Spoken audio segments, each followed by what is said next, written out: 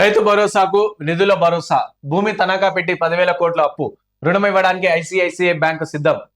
ICICI bank సిద్ధం. Auditing పూర్తి చేసి ఆర్బీఐని ఒప్పించే పనిలో టీజీఐఐసి ఈ నెలాఖరుకల్లా దక్కనున్న రుణం. సో రైతు భరోసా అవసరమైన నిధుల విషయంలో రాష్ట్ర ప్రభుత్వానికి భరోసా లభించినట్లు తెలుస్తుంది. సో సంక్రాంతి నుంచి అమలు చేస్తామని ప్రకటించిన ఈ పథకానికి నిధుల సమీకరణ కొలిక్కి వచ్చినట్లు తెలుగు సమాచారం. రైతు భరోసాకు దాదాపు 10,000 కోట్లు అవసరమవుతాయి. సో తెలంగాణ పారిశ్రామిక మౌలిక సదుపాయాల సంస్థ టీజీఐఐసి ఆధీనంలో ఉన్న భూమి తనఖా పెట్టి 10,000 కోట్ల రుణం తీసుకోవాలని సర్కార్ నిర్ణయించింది.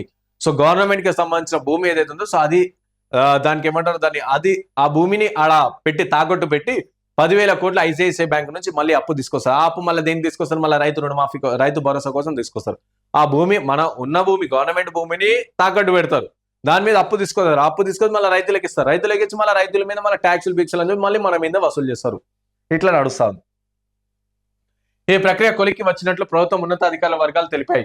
9.6% వార్షిక వడ్డీతో 10,000 కోట్ల అప్పు ఇవ్వడానికి ఐసిఐసిఐ బ్యాంక్ ముందుకొచ్చినట్టు తెలిసింది. ఈ నెలాఖరులోగా రుణం అందవచ్చని, జనవరి నుంచి అమలు చేస్తే రైతు భరోసా పథకానికి ఈ సొమ్ము వినియోగించే అవకాశాలున్నాయని ప్రభుత్వం వర్గాలు తెలిపాయి. కోకాపేట రాయదుర్గంలో టీజీఐఐసి ఆధీనంలో ఉన్న 400 ఎకరాల భూముల్ని తనఖా పెట్టి అప్పు తీసుకోవాలని భావించిన సర్కార్ ఆ మేరకు భారత రిజర్వ్ బ్యాంక్ ఆర్బీఐకు ప్రతిపాదనలు పంపింది. కానీ వాటి ఆడిటింగ్ కొర్రీతో ఆర్బీఐ వెనక్కి పంపింది. ఓవైపు ఆ ఆడిటింగ్ కొలిక్కి తెచ్చే చర్యలు చేపడుతూనే మరోవైపు బ్యాంక్ కన్సార్షియల్తో టీజీఐసి సంప్రదింపులు కూడా చేసింది. ఆడిటింగ్ పూర్తి చేసి ఆర్బీఐని ఒప్పించే పనిలో పడింది. దీంతో ఐసిఐసిఐ బ్యాంకు రుణం ఇవ్వడానికి ముందుకొచ్చింది. ఈ నెలాఖరులోగా 10,000 కోట్లు రుణం తీసుకునే అవకాశాలు ఎక్కువగా ఉన్నాయని ప్రభుత్వంలోని కీలక వ్యక్తి ఒకరు చెప్పారు.